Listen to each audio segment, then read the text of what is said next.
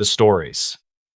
This tape from the lake wasn't meant for you. The box of tapes arrived with a smell like wet cardboard and cold metal, which fit the labels scrawled across the top. The handwriting said property of lakeside maintenance, and under that a warning marker in red that felt a little performative.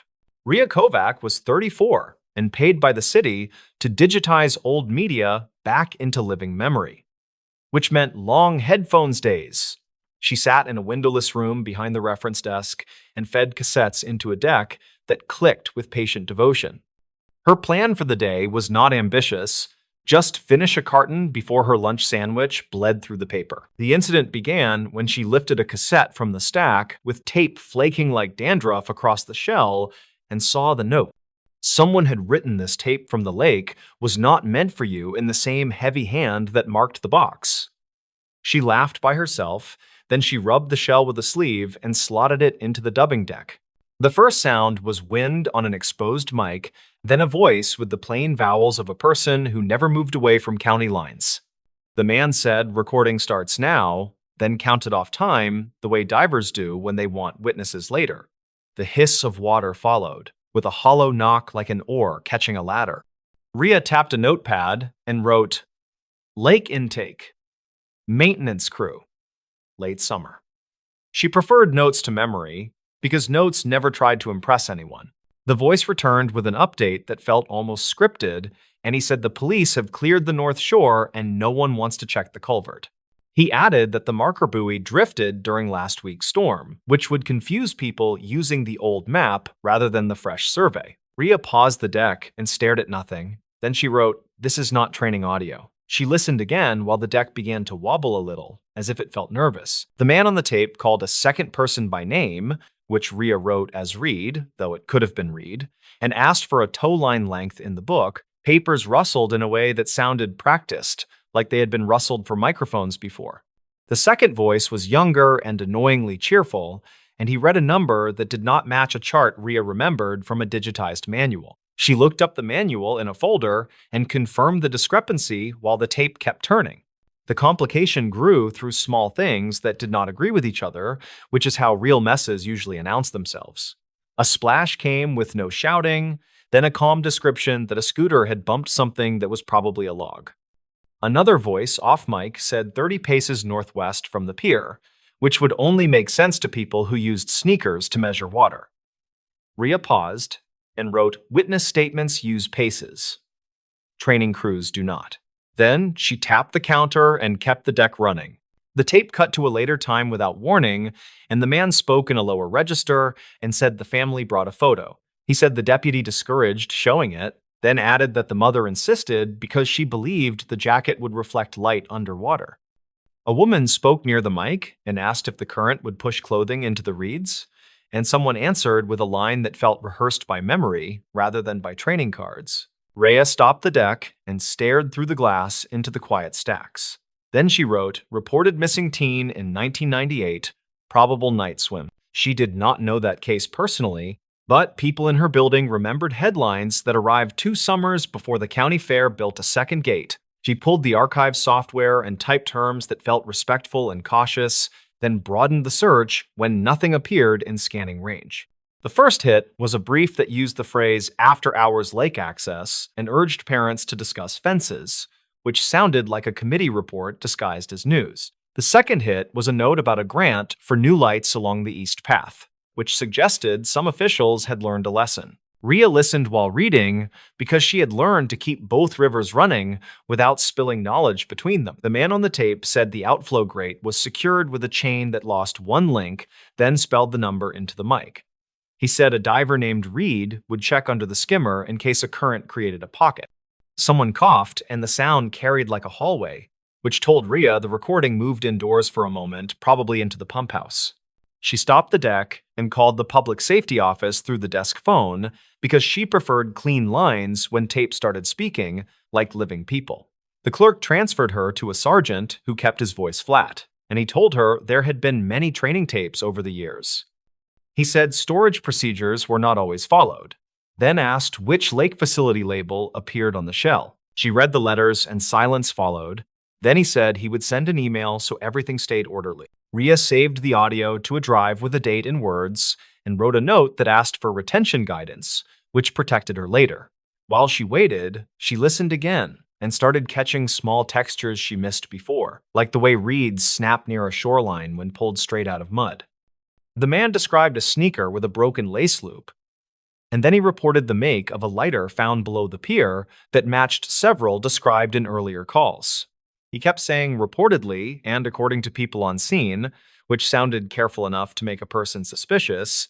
The investigation pushed her out of the room and into places that smelled different, which is how she knew it was working. She walked to the old photo and map drawers past the genealogy corner and pulled a laminated lake grid from the early 2000s that showed markers before the storms moved the buoys.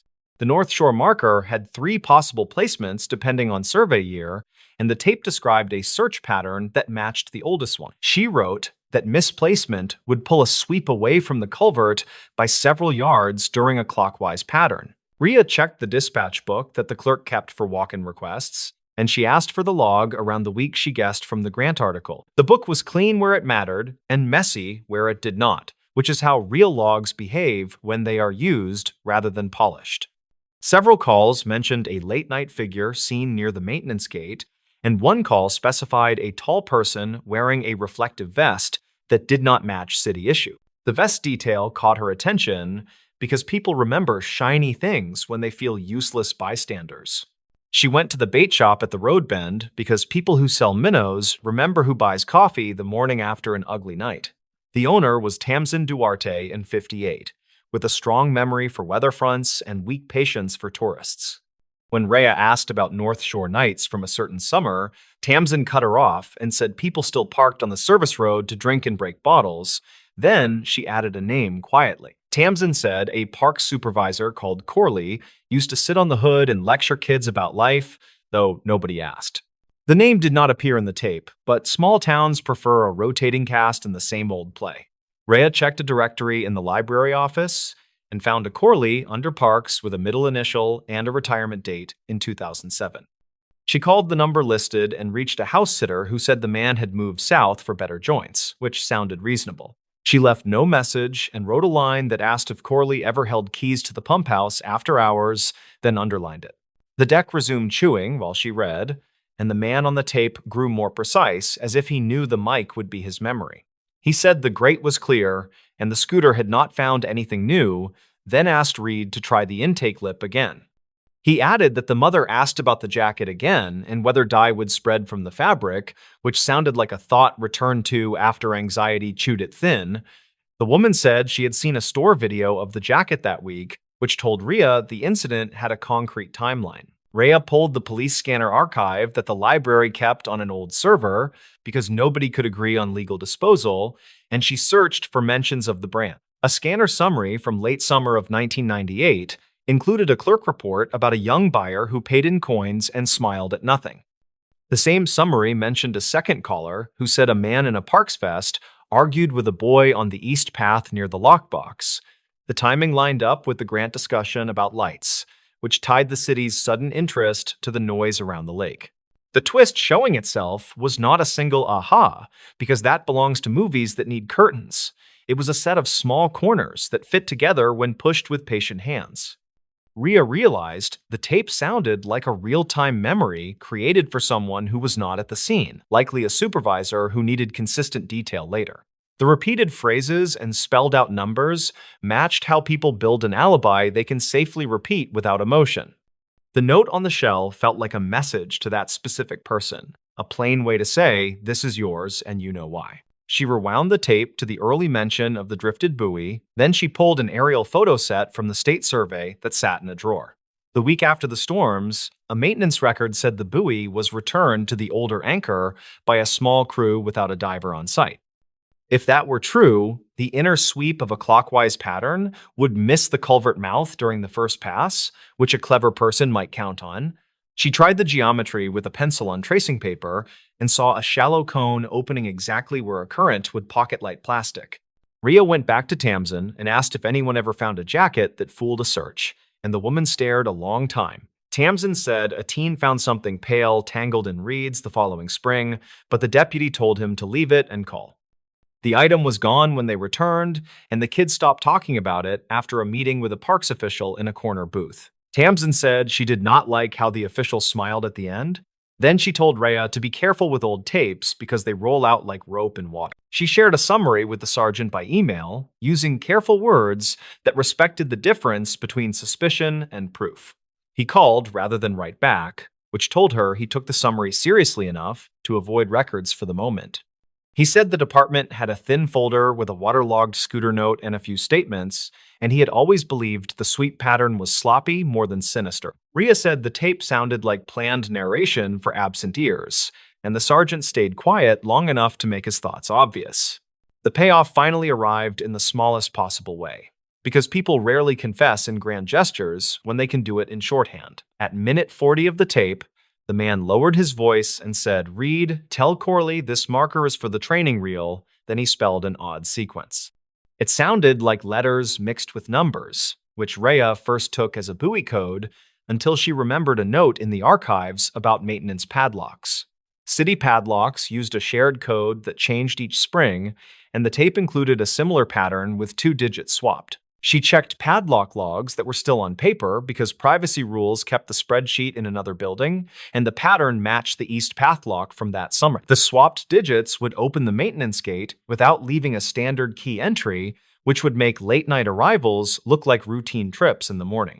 The person who needed that information was not a diver or a deputy, but a parks supervisor who liked to sit on hoods and pretend to mentor children. Rhea played the end again and wrote that the tape was a message, not a record of good work under pressure.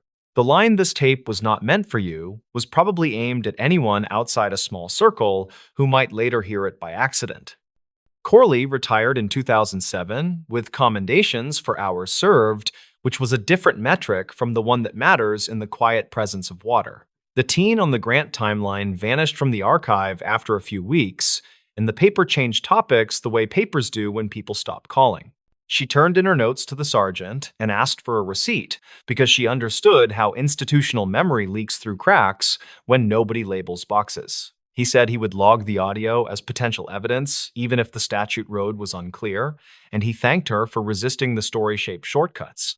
She felt tired in a way that would not fix itself with coffee, and she stopped the deck with her thumb resting on the button longer than needed. On her way home, she pulled into the park and sat in the lot without climbing out. Then she watched a gull bully a sandwich bag. The lake wore its afternoon wind, the way old glass carries waves inside, and she thought about objects that travel farther than people plan. She pictured a jacket catching on a grate, then releasing after weeks. Then she pictured a vest reflecting just right in a corner eye on a dark path. She said nothing to anyone because there was nothing to say that would not become a speech, and speeches never fix water. Later that week, the sergeant called and said the department would reopen a file enough to review procedures from that season. He did not say the word case, and he did not say closure, which she respected. He asked if she would burn a clean copy of the audio with no EQ adjustments, and she said yes because the original was theirs now. She returned to her desk and labeled a disc with careful letters. Then she slid it into an envelope that carried a little static when sealed. She kept one personal note in her drawer that read, "Listen for the words people repeat when they want to be believed." The tape had taught her that patterns are not only for divers and surveyors, but also for liars who fear their own imaginations. She recorded that thought in her daybook and closed it with the last of her calm. Then she put the next cassette in the deck. Someone had written North Dam Inventory on the shell, which sounded refreshingly dull. That night, she drove past the bait shop and waved at Tamsin without stopping. Then she took the long way around toward the public beach. The markers shone without drama, and the path lights hummed with a noise the city would ignore until a budget meeting. Rhea parked by the picnic area and walked to the fence where the service road ended. Then she watched the chain on the gate while cars passed behind her. It had a new lock with a digital face and a sticker that said "City Issue" and nothing more. She returned to her car and wrote one last line on a napkin, so the thought would not echo through sleep and turn into something else. She wrote the tape reached the wrong hands on purpose years later because objects look for the people who will understand them. It was never meant for the public or the paper or the desk with the humming lights. It was meant for a single person who knew a code and loved arrangements. The lake accepted every plan without comment, then it kept its own quiet notes until someone listened with stubborn attention. In the following weeks, the library received a small budget lift earmarked for media preservation, which made Rhea feel both pleased and uneasy. The sergeant stopped by and left 2 donuts that tasted like remorse trying to be kindness, which she appreciated. He said the department had interviewed a few long-retired staff members who remembered a supervisor with a talent for showing up during good photo moments, then leaving before real work began. He did not promise new conclusions, which was the correct move. Rhea finished the carton that started the day, then she shelved the empty box with a clear label that included dates and full words. She had learned to keep history gentle but firm, like a hand holding a shoulder before a hard sentence. She believed the tape would survive now, whether as a footnote or an exhibit or a quiet lesson in training rooms. She believed the jacket probably never reflected enough light to matter, but it had helped a mother keep hold of a shape while others built their own. On a calm morning, weeks later, she sat by the lake with coffee and listened to the small mechanical whir inside her own recorder. She sometimes captured ambient sound to clean her ears between sad projects, and the gulls performed like they were paid in bread. A child laughed from the playground, and a dog shook water from its coat, and the fence creaked with the weight of a sleepy worker leaning to check a latch. Rhea lifted her mic, then lowered it, and decided this moment did not need a track and a label because not every memory belongs to the archive. She drove back to work and unlocked the quiet room. Then she placed the lake tape in a drawer that took 2 keys to open. The message had found an unintended reader, and the circle had widened by an inch, which was sometimes the only ethical way to widen circles. She wrote one careful note in the catalog that said voices describe a search using drifted markers and misremembered charts, reportedly to inform an absent supervisor. The burning house on Ridge Road, Tennessee. Smoke showed over the folded hills west of Johnson City after sundown, a thin gray ribbon flattening under a cooling sky. Drivers slowed along Ridge Road and watched a single roofline lose its shape behind moving haze. Dispatch logs captured the first report at 1920, citing flames visible through trees near a narrow bend. The caller reportedly could not confirm people inside, only that the windows looked black and the yard was empty. Ethan Ward was 41, a volunteer firefighter from Jonesboro, driving home after a hardware errand when he saw the smoke. He slowed near the ridge crest and turned onto the gravel turnout by habit learned during brush seasons. His purpose that evening was practical and local, to check if anyone needed water or a ride toward the highway. Archive notes state he kept a wool blanket and a pry bar in his truck, a routine drawn from winter wrecks. He radioed county dispatch using a handheld set he carried off duty, requesting confirmation of the address that no one actually named. Mara Collins was 33, a home health nurse finishing a medication check near Telford, returning toward the city with an empty cooler.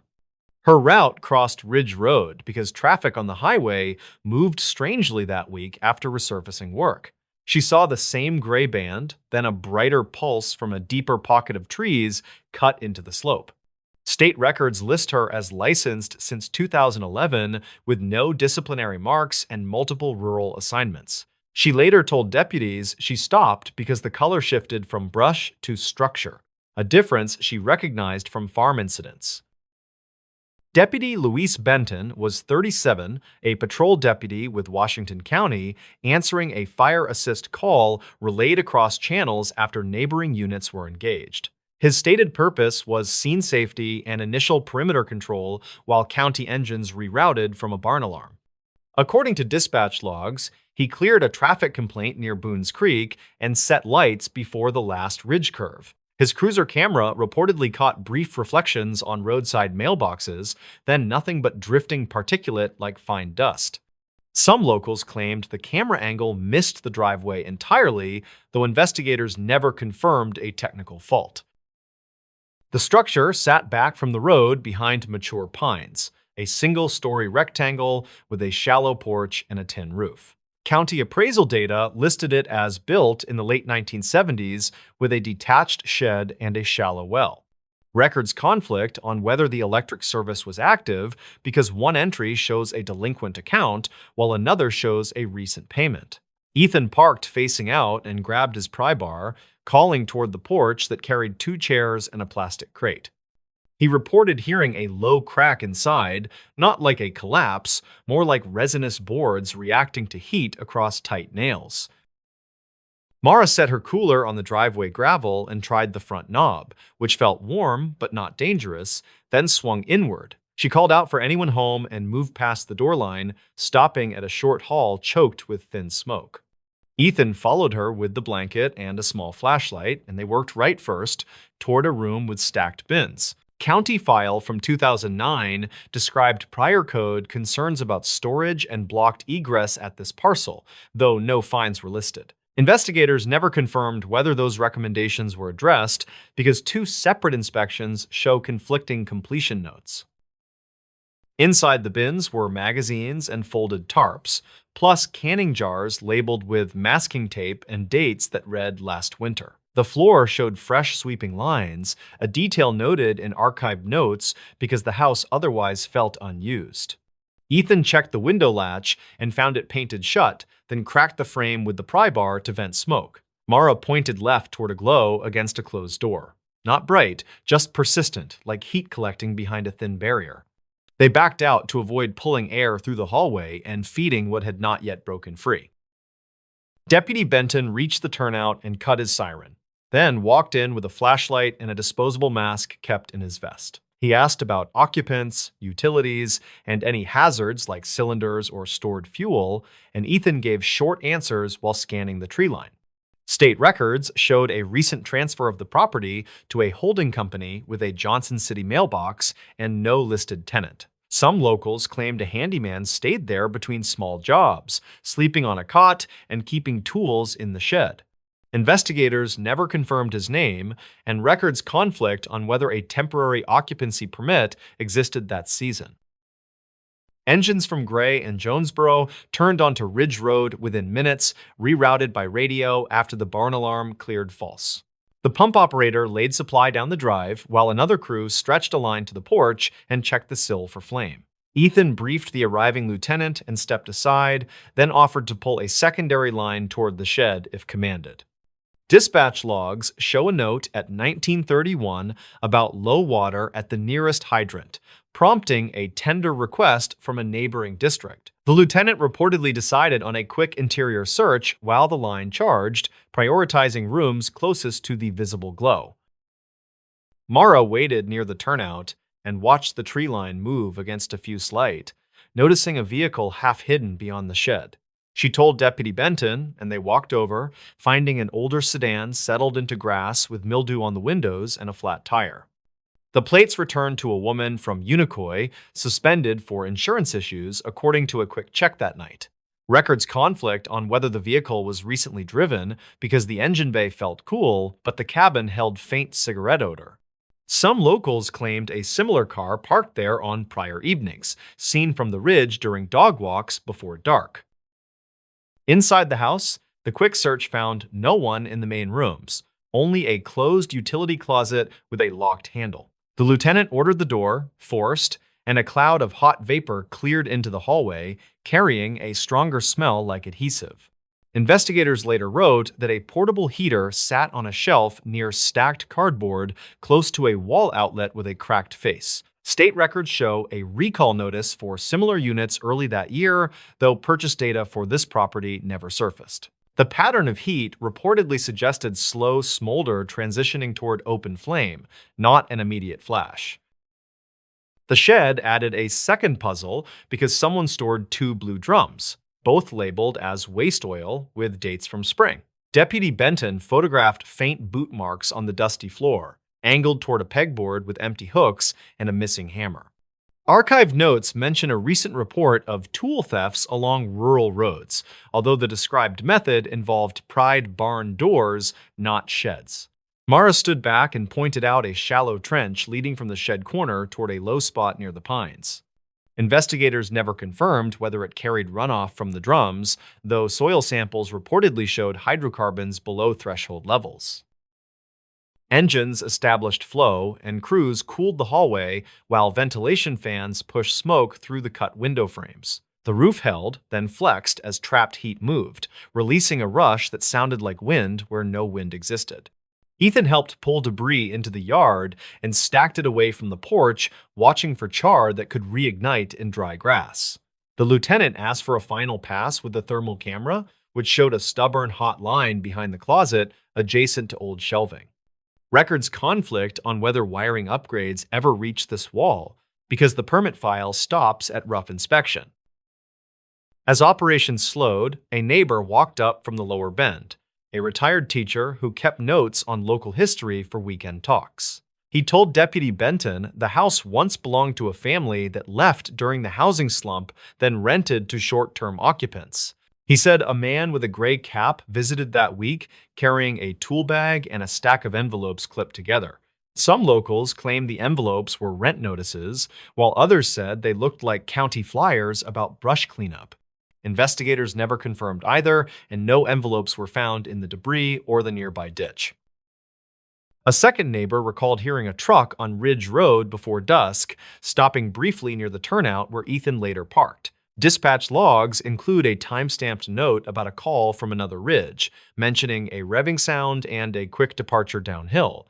State records contain no traffic stop matching that description because cruisers were occupied with the barn alarm and a separate welfare check. Archived notes suggest similar patterns at vacant structures during cold snaps, when heaters appear without paperwork and vanish after damage. The pattern reportedly motivated patrol sweeps that winter, although budget sheets show reduced overtime during that quarter. When investigators sifted the hallway, they found 2 door keys fused together near the closet, an odd pairing for such a narrow space. Ethan told them he had not seen a ring by the entry table, only scattered coins and a cracked picture frame. Mara remembered a faint outline on the wall where something once hung, possibly a calendar, possibly a routing sheet for maintenance visits.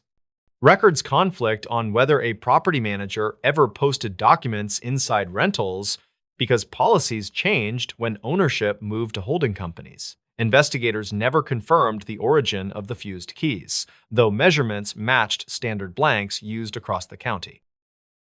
The final report described the cause as undetermined, with contributing factors tied to portable heat and compromised outlets along the interior wall. It noted the absence of occupants and the lack of personal clothing in closets, plus stacked bins suggesting storage rather than residence.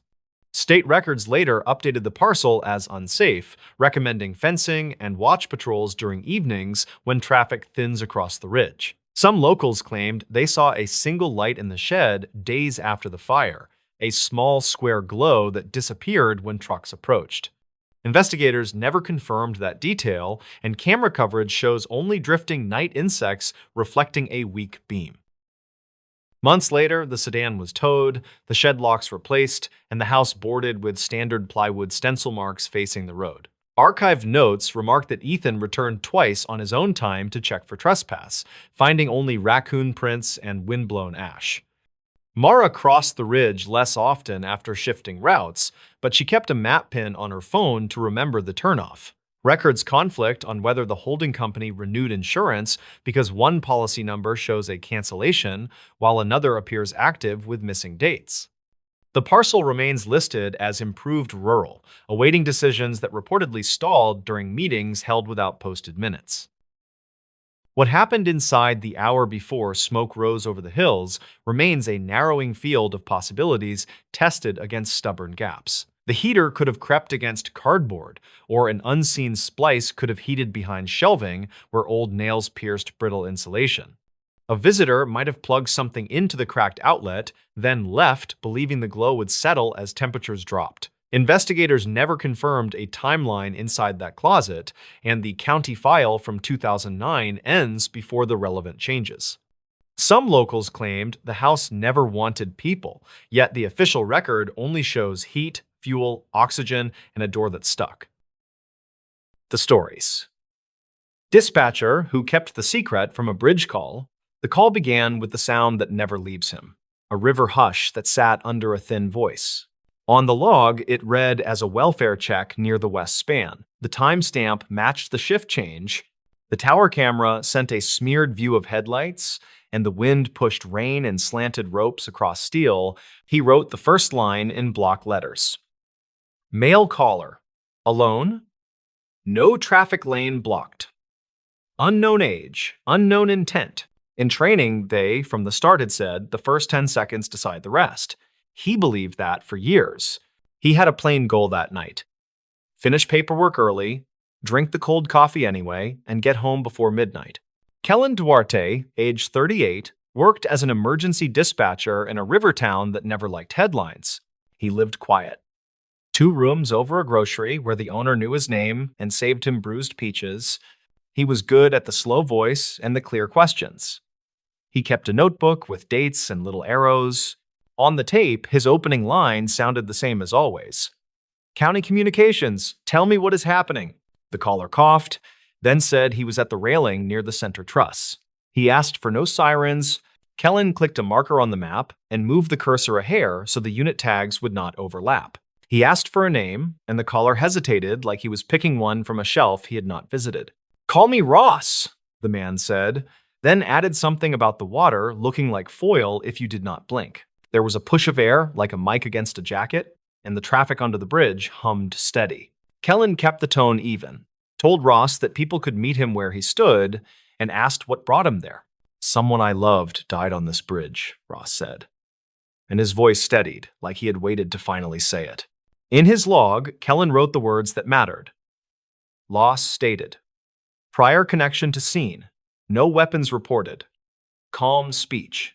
From the other console, Nira scrolled road closures and passed him a sticky note that read, Northbound lane is clear. He muted the room feed for a second, so the printer squeal would not land in Ross's ear and spook him.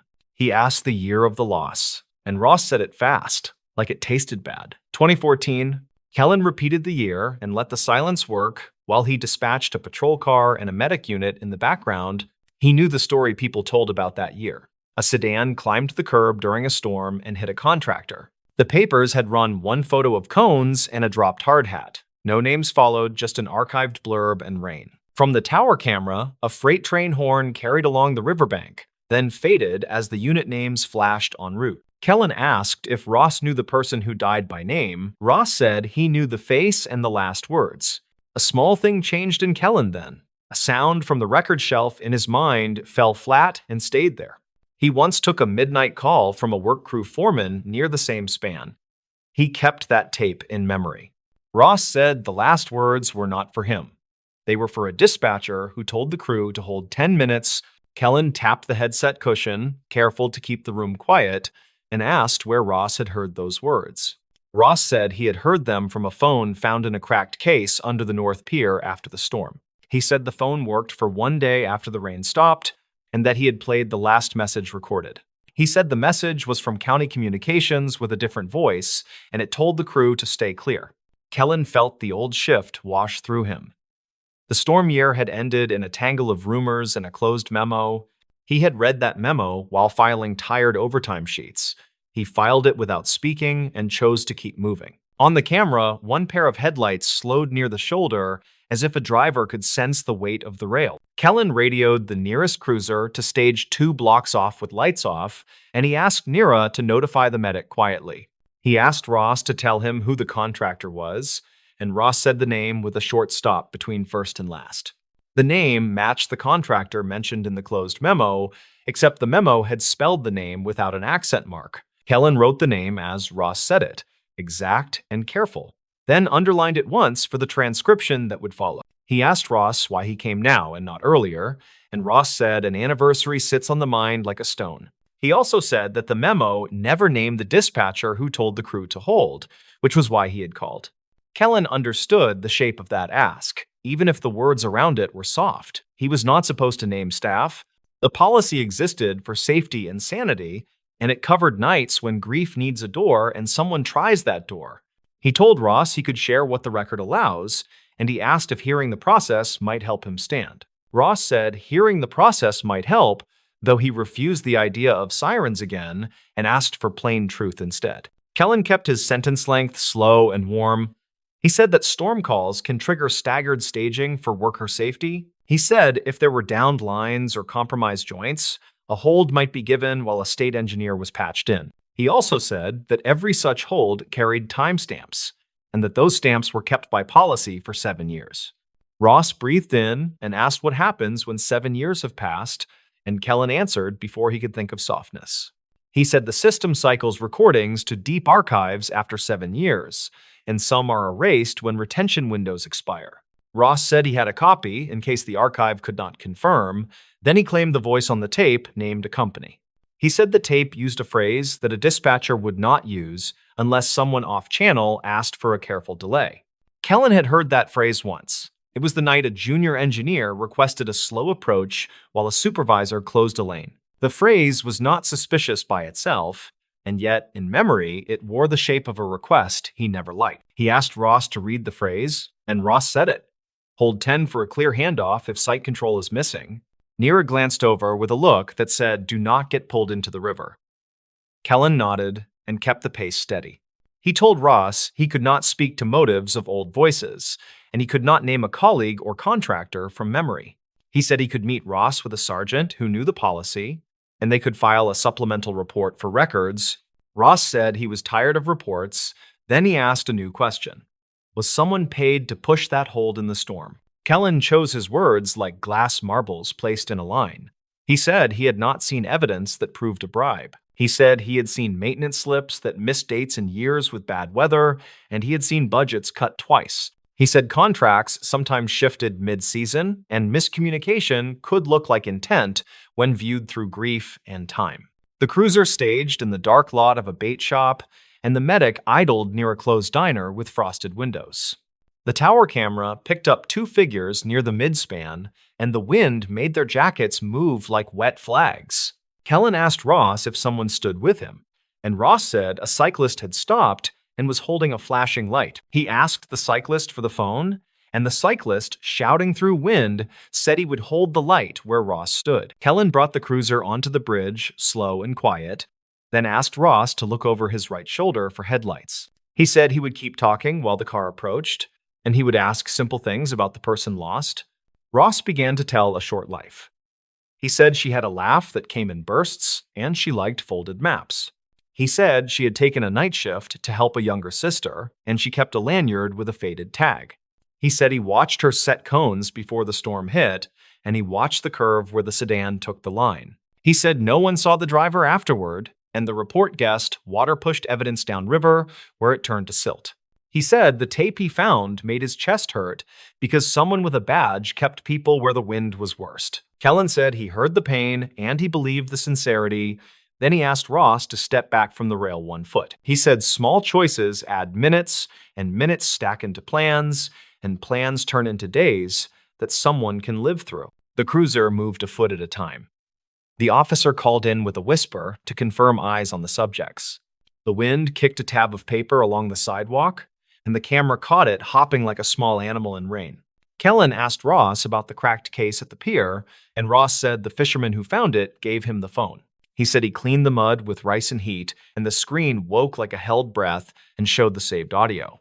Kellen pictured a kitchen table with towels and a humming space heater and the stubborn work of saving a last voice. He told Ross that someone who would do that kind of work could also stand away from the edge and breathe tonight. Ross said people kept calling him crazy when he brought the phone around, and one clerk said to forget old storms. He said he would go if someone could promise the message would not vanish into a hole where things get lost. Kellen had a rule: never promise anything that depends on someone else. He made a different promise instead and wrote it down. He said he would take a copy himself, and he would log it as a citizen recording attached to a supplemental report.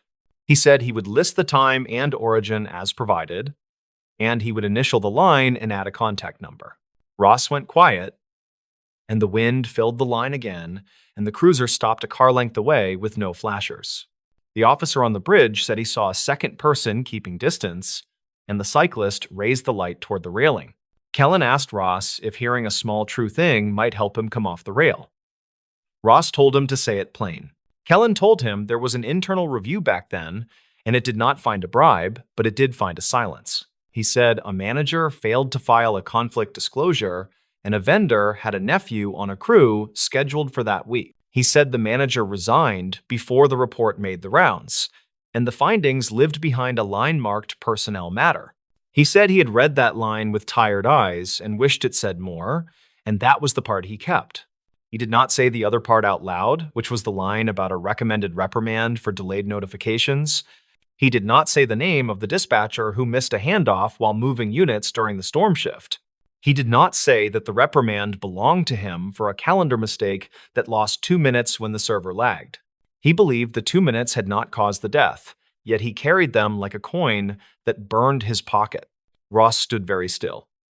He asked why no one told the public that someone had been asked to resign quietly.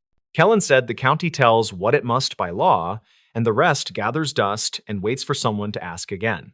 He said he understood that wait, then asked Ross to walk toward the cruiser while the cyclist kept the light behind. Ross said he wanted to hand the phone over himself and watch it enter the chain that could not be erased. Kellen told the officer to receive the device and document the handoff on camera. Then he told the medic to stage closer. He kept talking to Ross about the quiet details of grief as the officer moved with hands open and calm shoulders. Ross stepped away from the rail, and the wind made the tension a little louder. Then the cruiser door clicked open.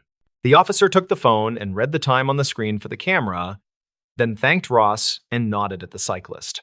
The medic stepped out with a blanket and stood near, and the cyclist said he would bike Ross home if that helped.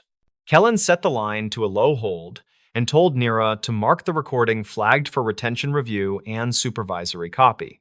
He also wrote a note for himself to call records in the morning and ask for a manual pull from the deep archive. He would say the citizen copy exists and should be paired with any surviving log from the storm year for clarity. He would not say the rest, which was that he had been the one to misread the calendar view during a switch. He shifted to the closing questions that help people move. Any harm today? Any plan tonight? Any safe place to stay? Ross said he would stay with a friend who owed him a favor, and he would bring coffee to the cyclist as thanks. He said he would wait to hear if the recording matched the archive, and he would not visit the bridge again at night. Kellen said someone would call him within 3 business days, which felt safe to offer, and he wrote his own number anyway. He signed the log with a quick line and filed the incident under welfare resolved with evidence collected and no injury. The bridge camera caught the cruiser pulling away slow while the medic followed, and the cyclist lights faded toward the trail. Nira slid over a cup with fresh coffee and asked if he was okay, and he said yes, since people had stepped off safe. He picked up his notebook and drew a small square around the words he had written, which read, "Keep the silence clean." He drove home as rain dripped from the awning of the grocery, and the owner waved from a dark window with a thin smile. He unlocked the door and set his notebook on the table. Then he took the spare tape recorder from a drawer beside the sink. He spoke the date and the incident number and a short summary. Then he said 7 words that were just for the tape. He said the bridge call reminded him why small errors multiply and why a person can choose to carry them alone. In the morning, he brought the tape to the records clerk as a personal note to accompany the citizen copy for context. He did not include the part about his own reprimand, which lived on paper in a file that no one requested. He told the clerk that the caller needed confidence, that the system held memory, and the clerk said that part was done. 3 weeks later, a letter arrived to confirm the match, and the archived call contained the same phrase and timing. The letter said the review board would annotate the old memo to reflect the vendor relationship that had been missed. It also said the findings still pointed to weather and a panicked driver as primary causes rather than any delayed instruction. Kellen stood at the window and read the lines twice, then folded the letter and slid it under the notebook cover. He walked the long way to work and past the river that pretended to be quiet, while tugs moved lumber under the span. He thought about the part he had kept and judged whether it belonged in daylight or whether it still lived best in private. He decided to hold it until it served someone to hear it, which was not the same as hiding and felt closer to care. The stories. Ranger Station Ledger flagged a missing permit at dawn. At first light, the Ranger Station Ledger spat out an alert that one backcountry permit number did not reconcile with issued copies. The overnight dispatcher circled the entry in red marker and wrote missing, which was the only word nobody wanted to see. Latham Reyes was 39 and worked as a field ranger who managed trailheads, radios, and the old metal key cabinet. He clocked in early, poured coffee into a chipped mug, then read the ledger twice and felt the room shrink. The permit number matched a reservation tied to a solo hiker who had not checked out by yesterday's sunset. The name read Tomas Halper, age 37, and the emergency contact line ended with no answer recorded. The station had a routine for this exact situation, which looked simple on paper and complicated in real life. He pulled the overnight radio log and the reservation printouts, then called the county dispatch desk for archived calls. The dispatcher on duty answered with a clipped voice and confirmed one brief call near dusk from a nearby pullout. The call dropped before the location pinged twice, so they logged it as incomplete. The park sat in a mountain chain that people photographed from a highway turnout that smelled like hot brakes in summer. Locals said the place had thin borders where trails overlapped with old timber tracks and forgotten mining access roads. Latham set a simple goal for the day, which was to verify whether Tomas walked out early and skipped the desk. Some hikers did that, and he hated how often it fooled staff into sounding alarms. He decided to check cameras at the east exit and the service road past the old quarry first. He taped the ledger alert to his clipboard, added radio times from the night log, then headed for the truck with a paper map. A gray Subaru with mud caked behind the plates sat in the day lot under a fading trailhead sign. The plate number matched the permit file, so the vehicle check became the trigger that changed the plan entirely. His voice on the radio stayed steady, but he felt that familiar pressure behind the eyes that always came with missing cars. The last ranger who ignored a parked car overnight still had nightmares about the aftermath that followed. Latham walked a slow circle around the Subaru and took photos of the interior through the windows. He counted a blue windbreaker, a gas station coffee cup, a folded receipt, and an orange wrapper with the corner torn off. He logged the items in his notes and called the plate to the county line to confirm registration.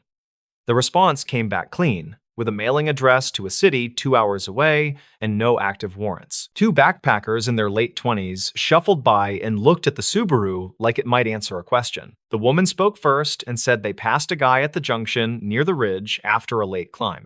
She described a man with a close beard, a faded cap, and a limp that looked like a boot rubbing wrong. She added that he asked about the shortcut to the lake, which did not exist, then waved and kept moving. The guy with her nodded, then said the man had a new pack that made his shoulders ride up like he was not used to it. Witness statements always came salted with memory gaps, yet both details felt real in a way that mattered. Latham thanked them, wrote their names and numbers, then reminded them to check out at the station before they left town. He pulled the dash cam card from the station truck used on the evening loop and plugged it into the office laptop. The last loop showed nothing on the service road, then a fragment of taillights near the quarry gate at gray dusk. The timestamp matched the brief call window from dispatch, which made his coffee taste like metal. He froze the frame where the taillights blinked and magnified the shot until the pixels bled and swam. The shape of the car looked like a small pickup with a roof rack, which did not match the Subaru in the lot. He saved the frame, printed it, and stapled it to the ledger alert for a later look. He called the quarry foreman on the number posted by the locked gate, then asked whether any crews ran equipment after hours. The foreman swore nothing moved, then said the gate lock had a stiff shackle that hated winter, which did not help much. A call came in from the store in the valley, where hikers bought dehydrated chili and overpriced fuel canisters in bright colors. The clerk said she recognized the name from the morning before and remembered that he used a prepaid card with a scratched strip. She mentioned he bought a paper map and a plastic whistle, then asked if everything was all right, which Latham did not answer directly.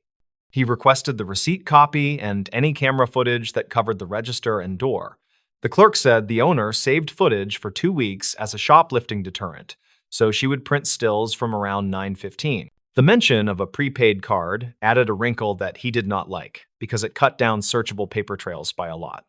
He wrote it down anyway, then underlined it twice and moved on.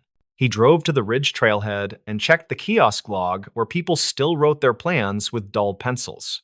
The entry for Tomas said out on Saturday, back by Sunday, route Circle Lake counterclockwise, camp night 1 near inlet. The loop around the lake had 4 clear stream crossings and 2 spots where cairns tempted new hikers into old fire scars. He looked for additional notes and found a faint scrawl that read, "Saw tent near logjam after dark," which lacked a dateline. He took a photo, then turned to the ridge where the wind pushed low clouds across a face that liked to break ankles. He walked the first mile with his radio on scan and found fresh boot prints that veered onto the quarry track despite a closed sign. The prints were deep on the outer heel, which matched the reported limp, and the spacing suggested someone who favored the right leg. The quarry track dropped behind fir trees and came out near a rusted gate with a battered lock that still hung closed. A torn strip of fabric in a dull blue shade clung to a stump where a person might squeeze past the hinge. He bagged the strip, wrote the time, then looked up to see crows cross low and fast like bad messengers. He followed the track to a flat where water pooled in old ruts and reflected a sky that never looked friendly in March. A mound of gravel showed fresh tire marks with an odd zigzag that looked like someone learning a clutch by feel. He crouched and ran a finger along the rut wall and felt dust that had not settled into crust, which put the timing close. The quarry foreman had denied any late activity, so the marks likely tied to whoever drove near the gate at dusk. He shot photos, measured the width with a broken stick and a tape, then plotted the line on his map. Back at the station, he spread the notes, photos, and the printed taillights frame across a desk that had a gouge shaped like Idaho. He listened to the archive dispatch call again, which captured a short, breathy voice, saying quick words that fractured with static. The caller had said something that sounded like lost permit or lost person, then a muffled clack, and the line fell quiet. He played the clip 5 times and wrote down 2 interpretations with a question mark, which was the style the supervisor liked. The radio log from hikers listed a second-hand report from a fisherman who heard a whistle near the inlet after dusk. The fisherman had used a cheap handheld radio with a weak battery, so the recording lived as a line of text and not a voice. That was fine, because the whistle purchase from the Valley store had already planted itself in his mind as a breadcrumb. Late morning brought a small-town police officer named Mara Key, who handled the highway stretch that touched the park border. She was 33 and worked patrol shifts that crossed into everything that did not fit elsewhere. She parked by the Subaru and walked up with a notepad and a friendly face that could turn sharp in a second. They stood by the hood and traded notes that barely needed full sentences after years of joint calls. She said the highway turnout camera caught a gray pickup with a roof rack at 1842 heading toward the quarry. She added that a volunteer firefighter reported an unusual truck bed loaded with tarps after 9 near the county line. Latham held up the taillight's print and said the shape tracked with what she had. She nodded, then asked whether the missing permit might actually be a duplicate number from a previous season. He blinked once, then went very quiet because that question hit a different nerve. Permit numbers rolled over every winter long before the system went digital, and some older blocks had gaps and repeats. The ledger printed the flag because the manual book showed the number as issued to a different name in late fall. He dug into the archive cabinet that breathed dust and pine and pulled the worn book from the shelf, marked 98.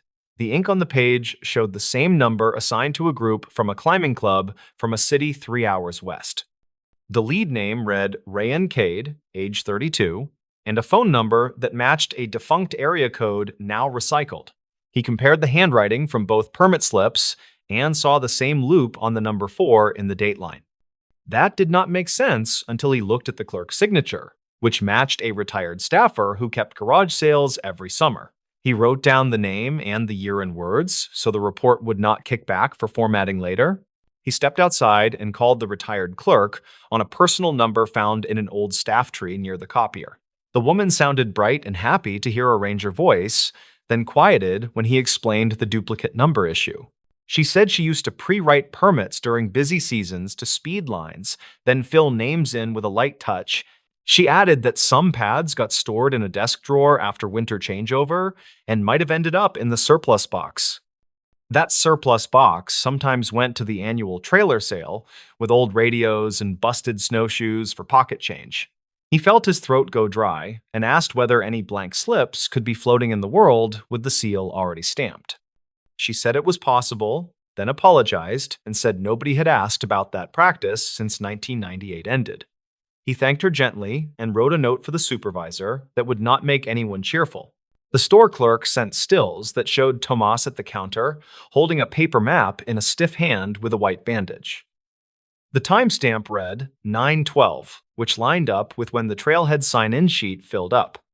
A second still showed a man behind him wearing a quarry company cap who bought batteries and jerky. That detail landed like a small stone in a bigger pond because of the quarry track prints and the taillights frame. Latham called the quarry foreman again and asked to see the shift roster for the past 2 days. The foreman sighed and said he would email a screenshot since office rules required written requests for full copies. The screenshot arrived with smudged names and a note about 2 contractors hired short-term for cleanup after heavy rain. One contractor matched the cap logo from the still, which felt like a door creaking open after a stubborn winter. Latham and Officer Key drove to the quarry safety office, which smelled like coffee and oil and a fight nobody wanted. The foreman met them with a clipboard and a face that said he hated unexpected questions on a weekday. Key kept her voice friendly and asked to speak with the contractor who wore the cap with the same faded stitch. The foreman said the man was named Vicente Rowe, age 36, who lived in a rented room above the tire shop. He added that Rowe had left early the previous night because a radiator hose blew near the county line. Key asked to see the truck, and the foreman pointed to a gray pickup with a rack and tarps bunched in back. The bed still held a coil of new rope, a rusted shovel, and a muddy cooler that smelled like lake water and gasoline.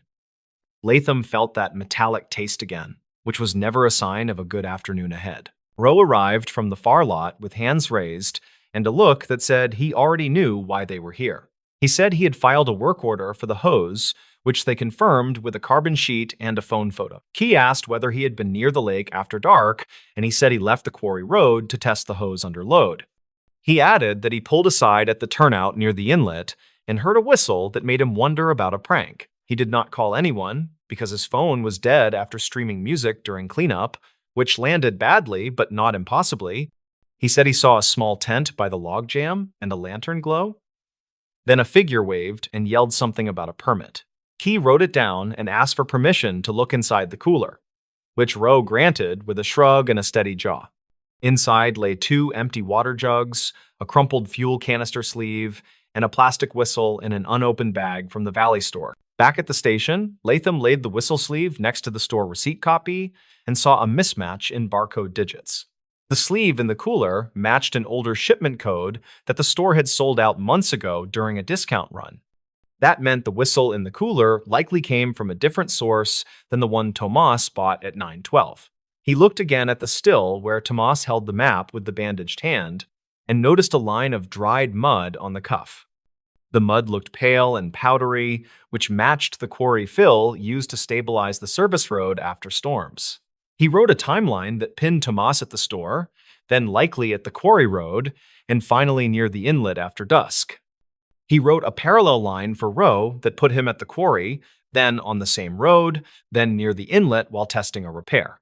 The lines felt too neat until he added the duplicate permit issue that now seemed like a hinge rather than a footnote. He dug into the city address on file for Tomas and found a rental building with mailboxes that had newer locks installed last winter. The property manager answered with the cheerful speed of someone who wanted a clean day and already knew it was lost. She said a man with that name had paid cash, kept to himself, and left 2 weeks early with no forwarding note. She also said a different name had appeared on a delivery label once, which the courier mentioned when buzzing the wrong unit. The alternate name sounded familiar, and it clicked only when he reopened the 1998 ledger page. It matched the lead from the old climbing club permit, which tied the duplicate number to a person who should have aged out by now. The detail did not mean they were the same person, but it did mean someone liked to reuse names tied to old paper. Officer Key ran the alternate name through an old case index that kept records of search and rescue incidents on paper and microfilm. A report from 2 winters back described a fake distress call at the same inlet that lured volunteers into a risky night crossing. The caller used a prepaid phone and a different name, yet the voice transcription carried similar clipped phrasing and rushed breaths. The motive at the time seemed like a cruel prank, and nobody had linked it to anything tangible after the snow melted. Latham rechecked the gap between the whistle report and the dropped call and found a sliver where a person could move a short distance. He called the firefighter, who reported the unusual truck bed, and asked whether the tarps had looked wet or pulled tight. The firefighter said the tarps were tied tidy and dry, then added that the driver waved like a man who wanted to be seen. Afternoon shadows drew long, so they hiked to the inlet with a drone from the county that tracked heat signatures. The drone skimmed treetops and sent back images of the logjam, the bank, and the flat near the old survey marker. No body, no fresh campsite, just flattened grass near the logjam where a tent might have stood during a short decoy. They found two sets of prints, one deep on the right heel and one narrower with an even stride that cut toward the quarry track. Near the waterline, he found a paper map folded in a way he recognized from the still, which made his chest go tight. The map held a smear of pale mud and a faint X near the old prospector's trail that dead-ended at a slide. He bagged the map and stared at the X until it felt like it stared back, then marked the spot on his own copy. The slide path opened into a shallow cut with wooden forms left from a never-finished footbridge project funded in 2005. He followed the forms until he reached a square of ground tamped hard as a table near a tree with a scar. The earth felt too tidy for random hikers, and the tree scar had fresh resin that caught light in a clean yellow bead. He brushed aside pine duff and found a buried plastic box that held a stack of old permit slips with the seal already stamped. The slips matched the retired clerk's pre-written style, and several had Rancade typed in a cheap courier font. A second stack carried blank lines and a stamp pad spot like a kit for people who wanted official-looking paper for a plan. He felt a chill that did not come from wind, then called Key over and photographed the box from 3 angles. The twist revealed itself slowly, as if embarrassed to be simple after such a day of layered rumors and tire marks. Someone had staged a missing hiker using a duplicated permit number and a prepaid trail of receipts to trigger a standard response. The purpose was not to vanish, but to bait a small law enforcement swarm toward the lake while a second person moved cargo from the quarry. The zigzag tire marks in the gravel now read like a practice route for a heavy load that needed a quiet window. The fisherman's whistle and the tent glow created a cautious pause in anyone tempted to check the inlet on foot. The taillights near dusk were a partner vehicle that pulled close to the logjam, then backed out during the start of the false search. The target was not a person, but scrap copper and tools stored in a locked shed near the service road past the old quarry.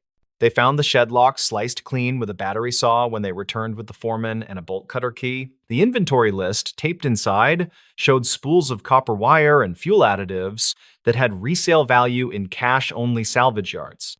The contractor truck bed dimensions matched the load footprint on the dusty floor, and a partial shoe print matched the even stride near the inlet. The limp prints belonged to whoever wore a new boot wrong, which now felt like another layer for misdirection rather than a true injury. When confronted, Rowe did not fold, but the quiet employee who ran the tire shop room rentals gave a statement. He said Rowe met a man who matched Tomas in the parking lot and moved tarps between vehicles near sunset. He added that Rowe left after 9 with the bed loaded to the rails, which aligned with the firefighter observation with uncomfortable precision. The county prosecutor would need clean evidence, so they worked careful and slow to gather the chain.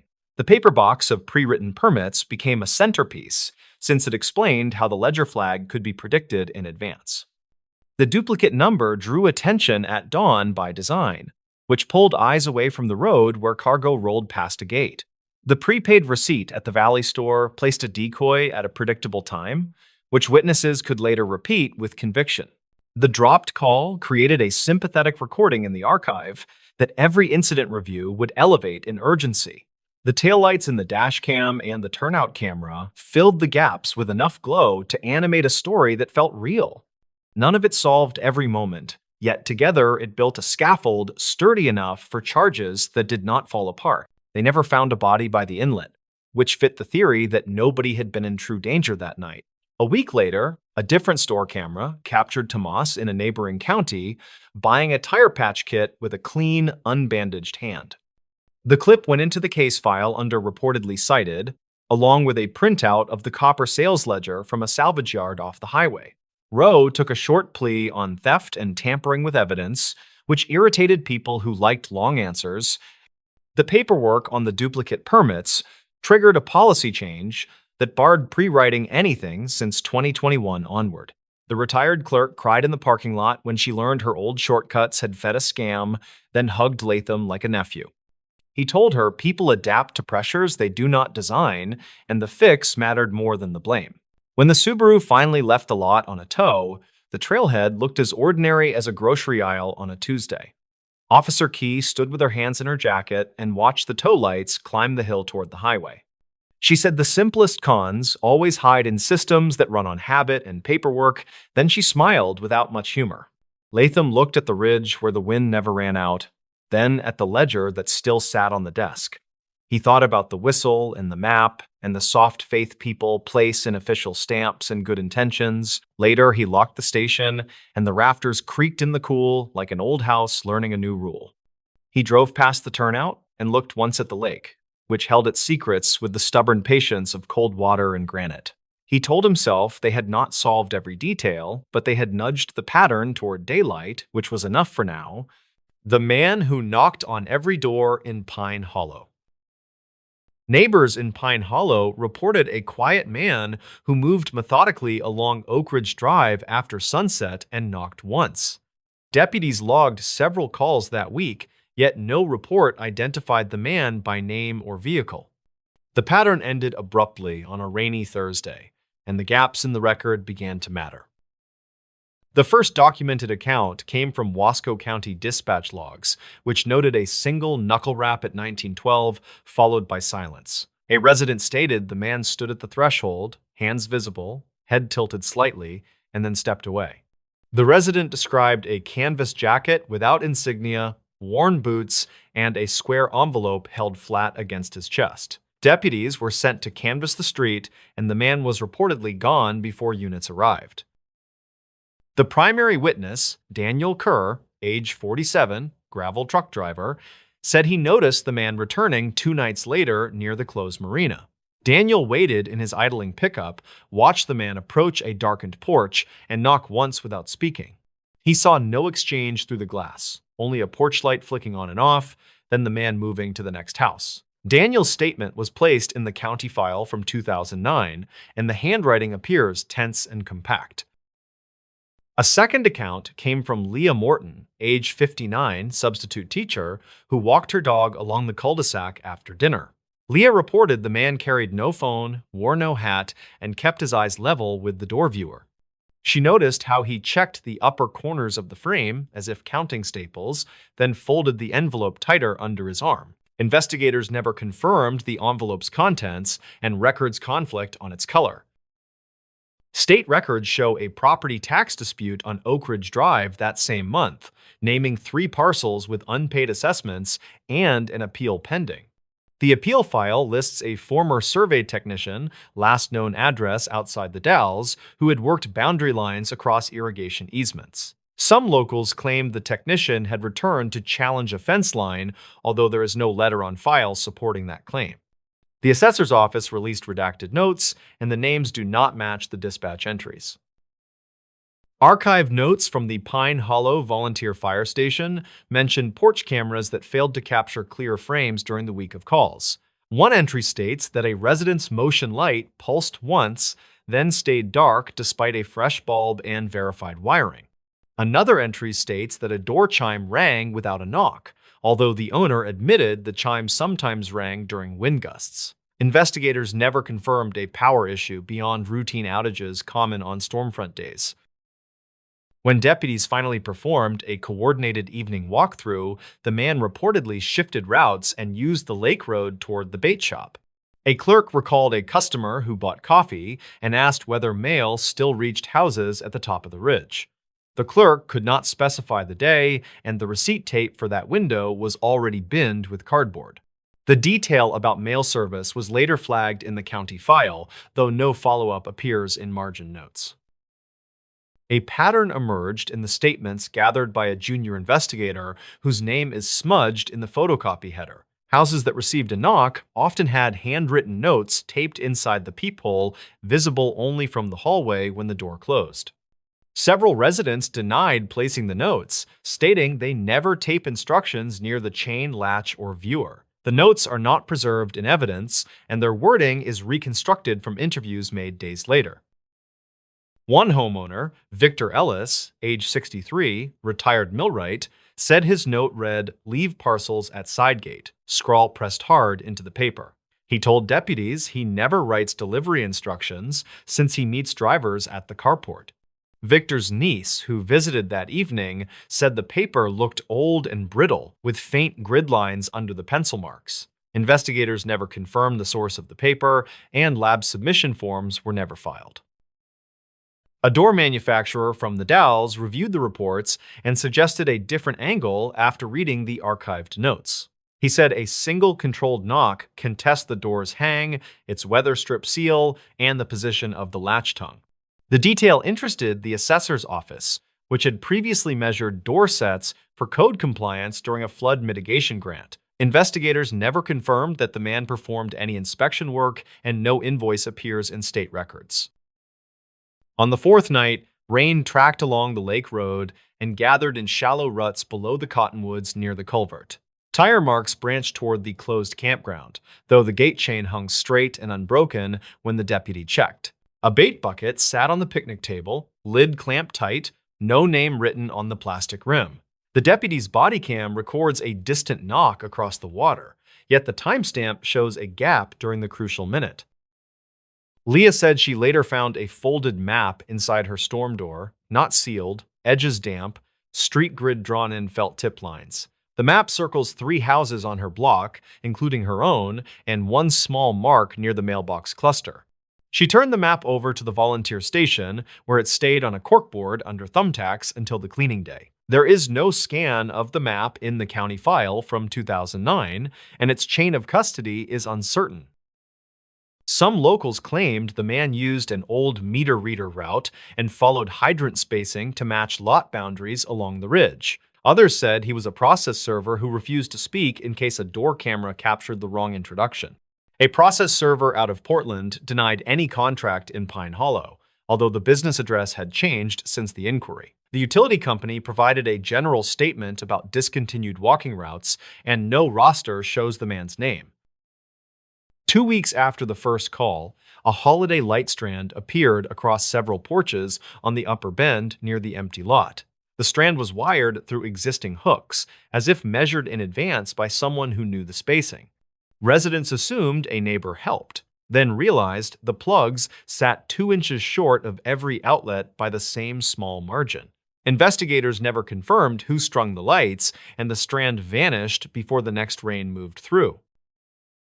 A ranger from Wasco County described seeing footprints that began at the culvert and ended cleanly at the asphalt, no gravel drag. He mentioned a habit common to inspectors who step carefully to avoid leaving debris on a finished surface. The remark was noted by the junior investigator, who annotated the margin with a short underline near the word habit. There is no supplemental report explaining why the underline mattered, and the review ended before winter. The final reported knock came on a Thursday when the lake wind shifted and carried wood smoke down from the ridge. Daniel said the man stood at the last dark porch and waited 20 seconds, then leaned forward as if listening. Daniel saw the envelope held flat again, edges softened by damp and a corner bending toward the man's thumb. When the porch light blinked, the man lowered his head, tapped the doorframe once, and left the envelope on the rail. The envelope recovered from the rail contained a single sheet with printed rows labeled parcel, line, and correction, followed by blanks. The sheet bore no letterhead, only smudged blueprint from an office printer that misfed often during cold mornings. The blanks suggest a form intended for later entries, not a message meant for the household at that address. Investigators never confirmed which parcels were under review, and the assessor's office closed its appeal log without amendment. Several residents reported silence after the Thursday rout, and no further knocks reached dispatch for the rest of the month. Leah said the dog still paused at each stoop, nose close to the weather strip, as if catching a faint chemical tang. Daniel said the campground gate started to squeal with a high note even when nobody touched the chain. The notes on file mention these sensory details, and the phrasing avoids conclusions about what caused them. 2 summers later, a real estate flyer listed 3 homes on Oak Ridge Drive with corrected boundary descriptions in small print. The flyer's map aligns with the felt-tip circles Leah described, though the streets were redrawn after minor subdivision updates. A title officer said those corrections can follow old survey notes that never reached the public plat books at the time. Investigators never confirmed whether the man's envelope related to those adjustments, and the county file closes without resolution. By the time the volunteer station cleared its corkboard, the map was gone, and the thumbtacks left 2 pale sun marks.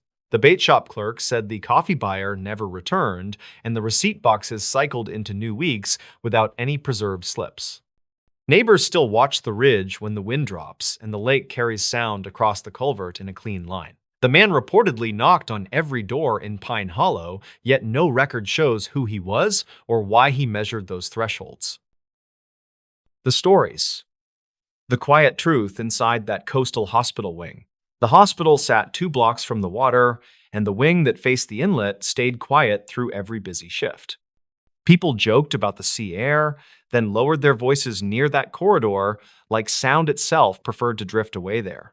On a mild spring morning, Leora Penn showed up with her coffee and a checklist, planning to finish safety checks before lunch.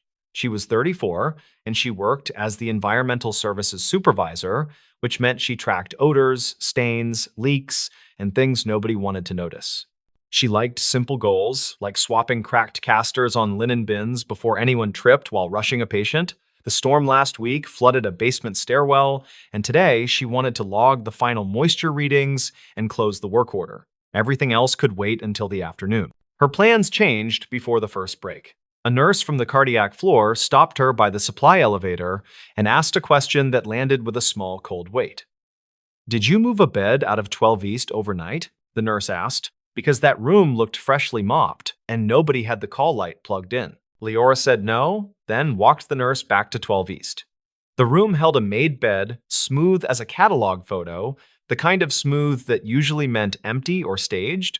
The call light cord curled like a quiet reminder, and the plug lay against clean tile.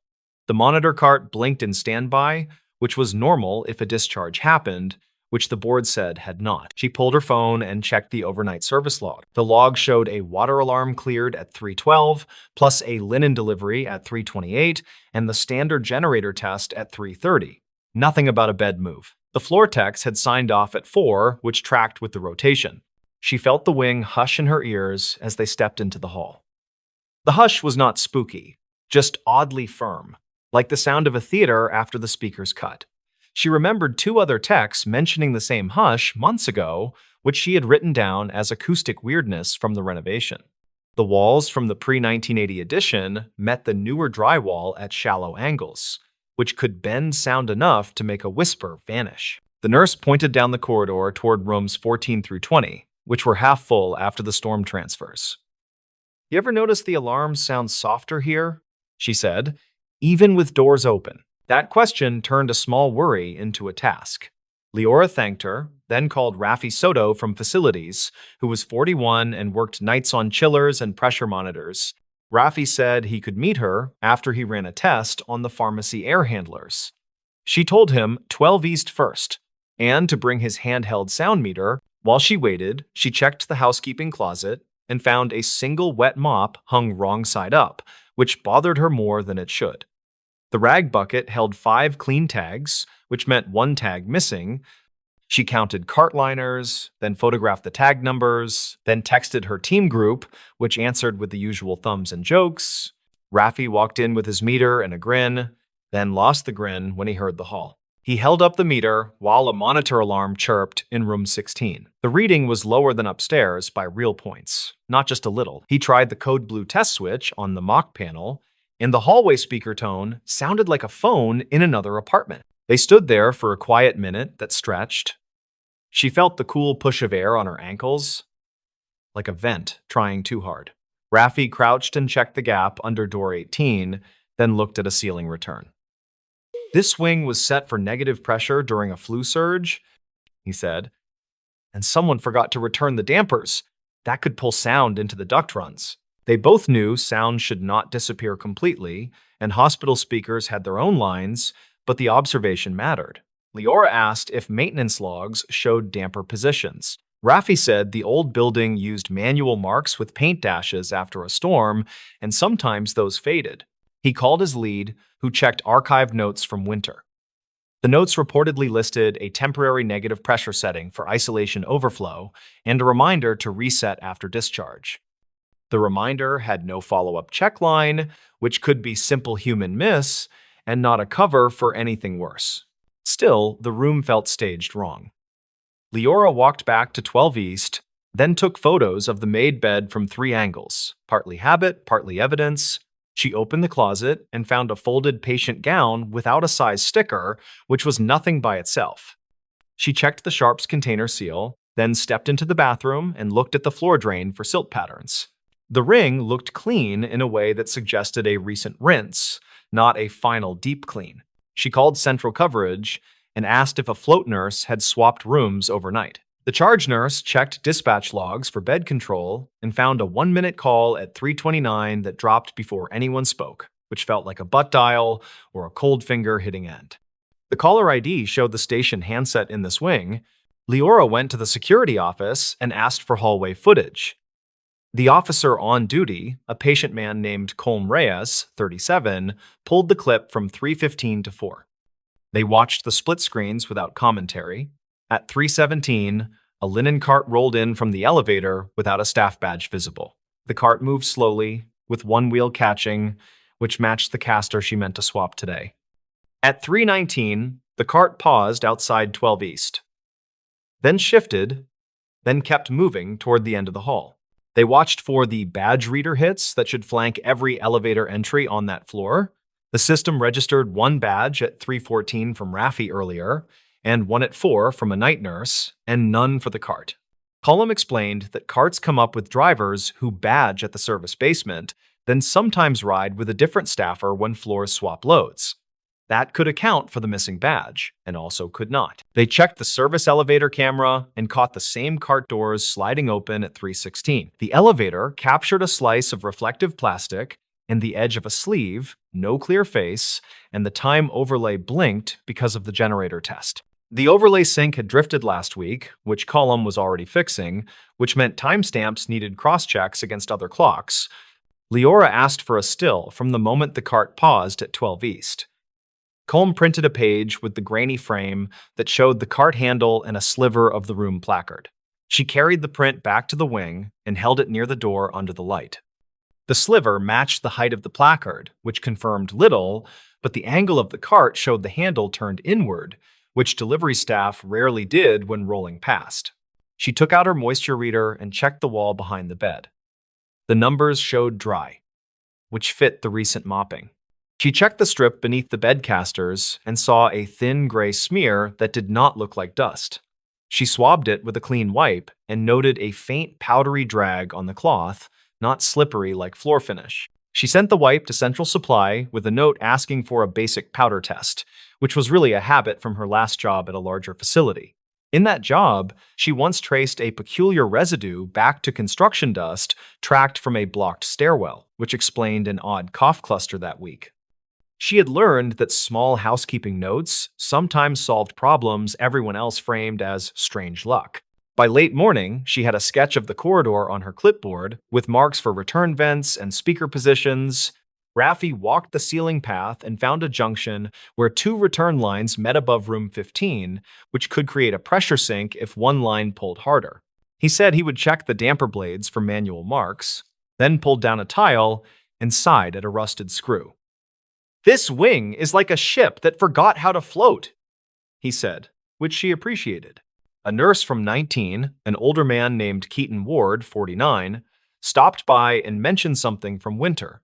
He said he heard a voice on the hall speaker one night that sounded like a whisper on a phone. Just one word that might have been wait. He filed the report with his supervisor and chalked it up to a bleed from the intercom test. He offered to show his written statement, which he kept in a folder because he kept everything. His statement matched the time when isolation overflow ended, which lined up with the damper story. Leora worked through lunch and built a timeline with the clearest markers. The service log showed an alarm at 3:12 and a linen event at 3:28. The call log showed a 1-minute station call at 3:29. The camera showed a cart at 3:19 by the hall feed with a possible overlay drift. The badge system had no hit at the elevator at 3:16, likely because of a basement badge only. None of that explained the made bed and the unplugged call light. She checked the oxygen cylinder rack in the utility room and counted 2 empties in the wrong slots. The exchange sheets said 4 full arrived yesterday afternoon, with 2 used overnight in rooms 17 and 20. That math should yield 2 full and instead showed 1, which could be a miscount or something more routine, like a cylinder staged for respiratory and not logged. She asked respiratory, who checked their sheet and said they had pulled 1 extra for a transfer that ended up canceled, and that the cylinder sat by a stairwell for 10 minutes while a therapist helped a patient. The therapist sent a note with the time, which was 3:25, which touched the period where things felt odd. By mid-afternoon, Central Supply texted back a photo of the wipe, with a small note. The powder fluoresced under a standard light test in a way that fit with foot powder or a powdered latex glove residue, not construction dust. That pointed back toward a human routine, not a leak from upstairs. The note did not accuse a person, and it did not need to. She went back to 12 East and sat in a guest chair and listened. She heard the sea through glass and vents, a soft hush without rhythm. She leaned forward and spoke into the empty room, a simple line that felt like testing a bridge. If anyone adjusted your alarms to keep the peace, I will put them back where they belong.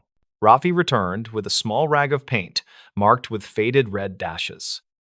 He had found the damper blades set to a position used during winter isolation, which explained part of the quiet. He reset the blades to neutral, then ran the test tone again. The hallway speaker sounded like a real alarm finally, and 2 nurses popped their heads out with startled faces, which reassured her and annoyed them. They still had to explain the made bed and the unplugged cord. She checked the discharge board again and found no new names, just a morning transfer to imaging. She pulled archived calls and found another brief call at 3:31 from the same station that ended without audio, which now looked like someone purging a stuck line. Column radioed that he found a maintenance note from Winter that instructed staff to purge stale intercom channels after negative pressure resets, which nobody had repeated since. They called the linen contractor and asked about the overnight driver swap pattern. The contractor said his drivers usually wheel carts onto the elevator and ride to the target floor, but during generator tests, they sometimes stop 1 floor early and let a staffer guide the cart to avoid stopping between floors. He checked his dispatch sheet and found a driver note that said elevator stopped short during test, staff pushed to 12, all good. He could not give a name, only the time block. By late afternoon, the picture sharpened enough to make sense without drama. A generator test overlapped with a linen delivery and a damper setting that muffled alarms. A staffer moved a delivery cart, paused by 12 East, noticed the mop bucket, pushed the cart aside, and quickly mopped a spill. The staffer made the bed to help, then forgot the call light plug during the rush.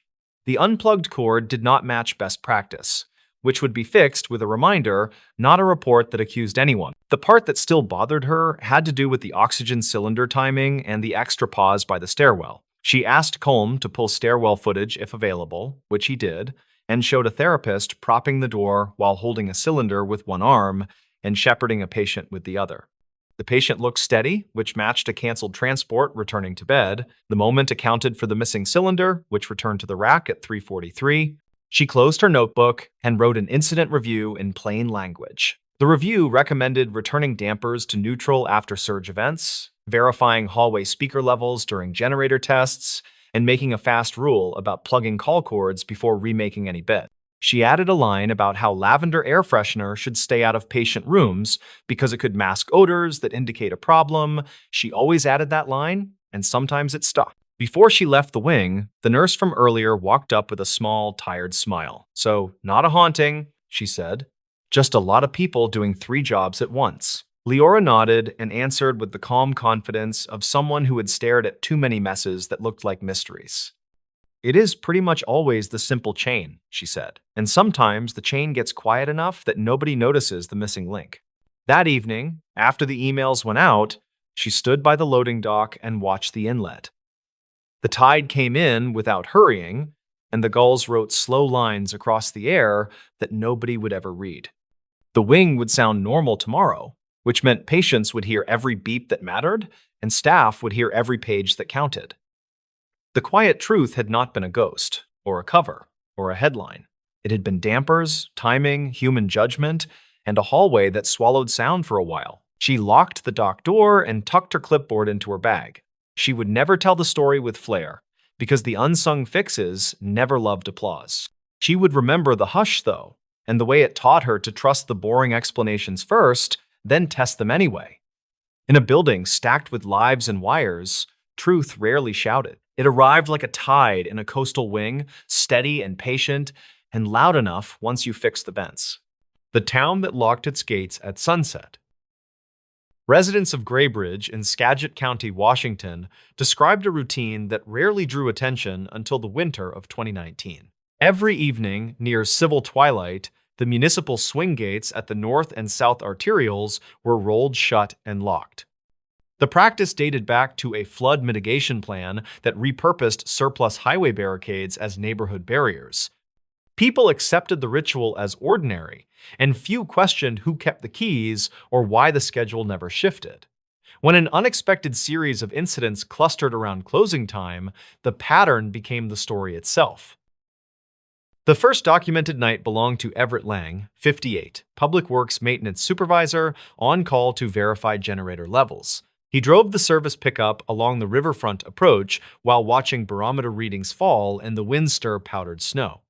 According to dispatch logs, he radioed that the western gate lamp flickered despite a recent bulb change. He parked beside the frame at 4:21 p.m., marked the hinge plate with chalk, and indicated he would return a socket set. State records show his time card ended at 4:29 p.m., though the truck remained on site until after dark. In interviews recorded later, several drivers said the gate looked closed before sunset, which was unusual given the posted schedule. A school bus turned early, leaving 2 students to walk the long frontage path in rising wind. The bus contractor filed an incident note, and the county file from 2009 was cited to explain alternate routes. That file referenced water on roadway conditions during king tides, not early closures or padlock changes. Investigators never confirmed why the chain was moved one slot tighter on that particular evening. 2 nights afterward brought a second account from Mara Jensen, 33, substitute teacher, visiting a friend in town after a late shift. She reported the southern gate partially open at 4:47 p.m., with the reflective panel rocking slightly and then stilling as if held. Some locals claimed she misread wind gusts against the sign face, though the crosswind was recorded as modest. Jensen stated she called the non-emergency line and left a message describing a figure near the hinge post. Archived notes indicate no callback and no official sighting recorded that week. Graybridge had reasons to prefer early closures, including opportunistic dumping on the river pullouts during shoulder seasons. Yet council minutes show the adopted ordinance framed the gates as temporary storm furniture, not nightly perimeter control. The language specified seasonal deployment during marine layer advisories and elevated creek stages. In practice, the town applied the hardware every evening from October through March, then loosened schedules without a written addendum. Records conflict on who authorized the habit, and signatures on renewal notices rotate among 3 clerks. On the last Friday of November, the wind eased and the river flattened under an inversion haze that kept sounds oddly near. Everett returned with a junior technician to adjust the sticking hinge on the western frame. They noted ripples on pooled water inside the shoulder that looked like traffic vibrations without any visible vehicles. The technician logged a vibration test with a wrench against the post and marked slightly dull resonance. Minutes later, the gate swung with a slow finish despite grease on the bearing surfaces, and the lock clasp settled without a rattle. That same hour, Deputy Colin Ward, 47 County Sheriff's Office ran a patrol loop that included the northern approach. He observed families cutting across the gravel to reach the diner before the gate closed, moving with the practiced timing of regulars. Ward kept a neutral pace, logged plate numbers, and waved two teenagers through the opening with a small vertical hand motion. He later wrote that the gap appeared exactly the width of a compact car mirror span, which struck him as intentionally measured. Reportedly, he considered waiting by the hinge but diverted to a noise complaint near the mill. December brought earlier darkness, and the gates began meeting the sun halfway on clear days that should have stretched the schedule. A hardware store owner said the padlocks sometimes felt warm even in freezing air, then cooled quickly when exposed. A fisheries volunteer said the river sounded less present near the metalwork, like a muffled channel on a radio. Another resident described 3 short knocks from the empty lane that made a dog pull hard toward the ditch. Investigators never confirmed a single physical cause, and weather data offered only modest anomalies. Attention sharpened after a delivery driver photographed the southern gate with the chain fastened through a hole that did not exist earlier. The image shows a neat circle in the panel skirt, clean-edged, free of burrs, positioned where the angle iron meets the crossbrace. Public Works said no one issued a work order and the spare panel in storage had no matching hole. Some locals claimed the photo captured glare rather than new metalwork, though the exposure time was short and the light soft. Archived notes include a printout marked question feature with no follow-up entry. During the first week of January, a light snow covered the approach lanes and kept tracks readable until the plow made its pass. A single set of boot prints approached the western gate from inside town, stopped at the hinge side, then angled away toward the river footpath. The returning path never crossed back toward the lane, and the tracks faded where wind scoured the edge berm. Dispatch logs record Everett calling the footprint pattern in, requesting guidance before opening the frame for the morning commute. Ward logged arrival 8 minutes later and photographed the sequence from 4 angles with flash reflection on the chain. Ward's report states the hinge bolt showed a bright ring where recent friction removed road film. He measured the chain slack and counted links, arriving at a number that did not match the training sheet. The difference equaled 1 link, which could be explained by minor tension variations under cold conditions. He wrote that the padlock keyway pointed down when he left, a habit he maintained for rain management and quick checks. State records include the photo, and the keyway appears horizontal under direct flash. A week later, Jensen returned to town for a weekend district workshop and stayed at a friend's rental near the river. She walked to the store before sunset and paused by the southern gate after hearing a short metallic tap. She saw no vehicles and no pedestrians except a runner on the far path whose headlamp bounced steadily. Jensen described the tap repeating twice, followed by a faint hiss like air leaving a tire at a steady rate. She declined to give an interpretation and asked that her name be recorded without additional context. By midwinter, the gates closed at a time that residents could predict without consulting the posted sheet. Tourists missed the window and parked along the highway shoulder, then walked in under a sky that turned quickly from silver to blue. A volunteer ushered them along with a flashlight and instructed them to step clear of the hinge arc. Public Works kept a second set of keys inside a red box at the fire station and signed them out for emergencies. Reportedly, 2 keys went missing for a weekend, then returned without a log entry. Everett's final detailed entry came during freezing rain, when locks often seized despite preventative lubrication. He noted a ticking sound from the shackle area that reminded him of thermal snap in roof tin. He warmed the lock body with a portable heater and watched the built-up moisture steam away in a thin ribbon. The ticking continued for 30 seconds and then stopped without the usual follow-on rattle. He closed the gate and left the heater running while he checked the opposite frame under a flat gray sky. The following afternoon, a contractor found a child's mitten lodged between the latch plate and the panel rib at the northern gate. No missing child report existed, and the school confirmed perfect attendance for the relevant classes. Some locals claimed the mitten blew from a passing stroller and bounced into the gap during a brief gust. The knit fabric was dry despite earlier drizzle, which the contractor wrote felt inconsistent with the time on his delivery receipt. Archive notes show the item was placed in a lost property bag and never claimed. Ward conducted a simple experiment with a digital recorder, a tape measure, and a bag of sand to dampen vibrations. He placed the recorder near the hinge and opened the gate to the width used during the dinner rush. He listened to playback and heard 3 faint taps spaced evenly, each followed by a very low tone near the noise floor. He repeated the test on the southern gate and captured 2 taps and no tone. Dispatch logs note that he filed the recordings under equipment anomalies without linking them to any active case. A regional inspector visited after a minor collision, bent a reflector bracket, and sent a cyclist to urgent care. The inspector stated the frames met standard, the locks were common issue, and the postings looked adequate for winter conditions. He recommended painting the chain with high contrast bands so drivers could judge closure state at a glance. The town followed the advice and logged the paint purchase under safety materials, second quarter. Records conflict on whether the painter applied a primer coat that might have altered chain stiffness under cold temperatures.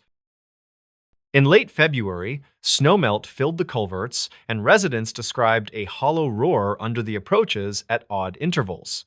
The gates continued closing near sunset, neither early nor late, as if synced to a clock hidden somewhere in the routine. A visiting journalist asked who owned that clock and received 3 different answers, including a vague reference to legacy timers. Public Works denied any timer beyond the wall calendar pinned above the parts shelf. Some locals claimed an older control box once existed, but no one produced a serial plate or a retired schematic. On the last documented evening before the spring schedule eased, Jensen walked with Everett along the river path after a school event. They discussed ordinary matters and kept their hands in their jackets while the temperature settled close to freezing. At the western gate, they heard a small clink like a coin touching metal without falling. Everett lifted the chain 1 link and set it down, and the sound did not repeat. He checked the latch face and saw a faint crescent in the dust, then wiped it clean with a sleeve. When daylight extended past commuting hours, the gates were rolled open and nested against their posts, and the town breathed differently. No ordinance changed, and no notice was printed, and the habit slipped away as quietly as it began. A few residents kept notes about the winter schedule, including times, weather, and small irregularities that never shaped into conclusions. State records contain everything necessary to describe the mechanics and almost nothing that fixes intent. The files remain available, and the keys hang on a peg behind a steel door with chipped paint.